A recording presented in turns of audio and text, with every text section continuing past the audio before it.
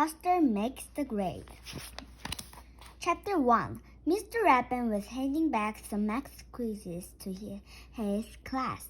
A vast improvement, Mr. Burns, he says to Binky. Your answers may not always be correct, but I appreciate your neat number. Binky beamed.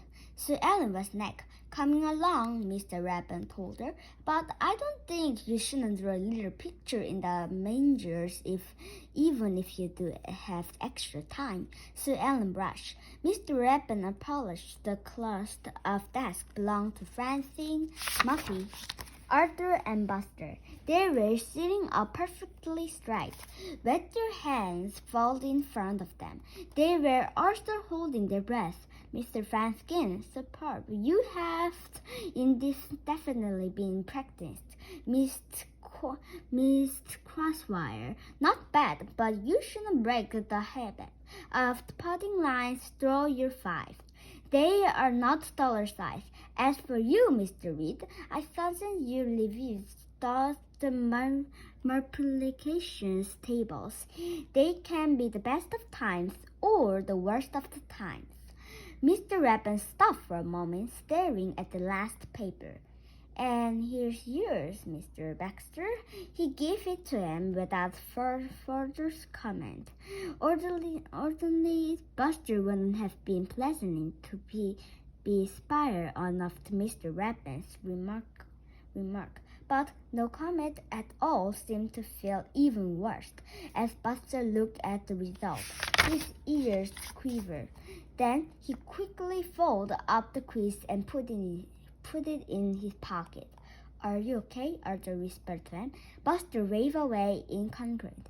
Fine, great, wonderful, couldn't be better. Arthur stared at him. Well, you shouldn't. You sure don't look like it. Allergies, says Buster. Nothing to worry about. Mr. Rabbit returned to the front of the class.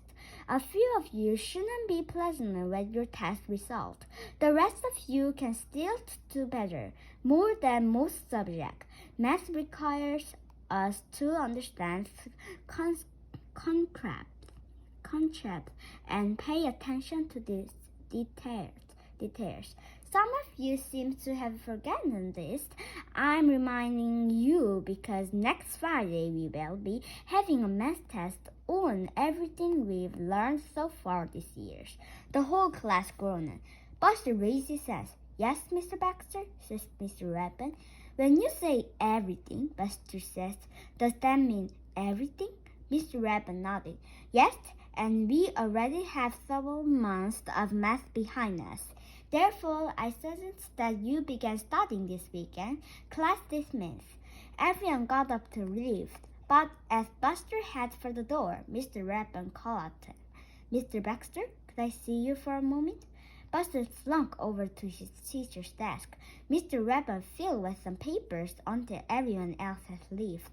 You need to go to the principal's office, says Mr. Rabbit. Mr. Henny is expecting you.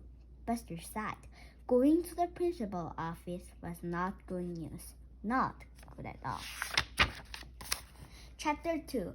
As Buster approached the principal's office, the hall seemed to get longer and longer. Buster was walking through a long, dark tunnel. It's nice down here, Buster says to himself. Peaceful. Far ahead was a light at the end of the tunnel. Someone was standing in the light, waving to Buster. Come on, Buster, hurry up! Buster couldn't tell who was calling to him, but he had the feeling it wouldn't be more comfortable to stay where he was. Don't mind me, he called out. I'm fine right here. Buster, come here this minute, Miss Tinkle says, staring. Buster reached the principal's door and stopped. You can go right in, Miss Tinkle told them. They're waiting for you. It's always darkness before the dawn, Buster, says Mr. Rabbit. We'll just catch up to him. Let's go inside. Buster opened the door. He expects to see Mr. Haney because, of course, this was his office. But he did not expect to see anyone else. Mr. Haney, however, had campaigned, Mom, Grandma! What are you doing here? Mr. Baxter dabbed at her eyes with a hand cover.